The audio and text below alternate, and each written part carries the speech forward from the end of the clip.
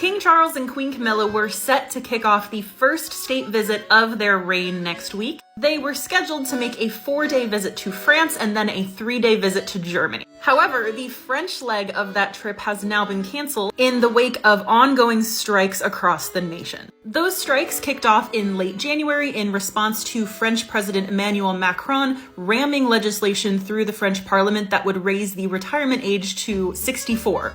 It used to be 62. And if you're saying that doesn't seem like such a big deal, it maybe isn't, but I lived in France for a while. You should know one thing about them: they take striking very seriously, and they are very good at it. It is now almost the end of March. They've been striking for almost 2 months. The cities of Paris and Bordeaux are literally on fire. Macron said he was not going to relent until Paris burned, and well, it's burning. And garbage is piling up in the French capital. One of Macron's other reforms was to raise the age of retirement for garbage collectors from 57 to 59, so they're not happy either. Given that Charles and Camilla's itinerary included a banquet at the Palace of Versailles, I am not surprised in the least that this visit has been canceled. The imagery that would come out of Charles dining at Versailles while France literally burned would be unrivaled, and obviously not in his favor in the history books. He was also set to be the first British monarch to address the French Senate and make stops at several cultural sites in Paris as well as Bordeaux.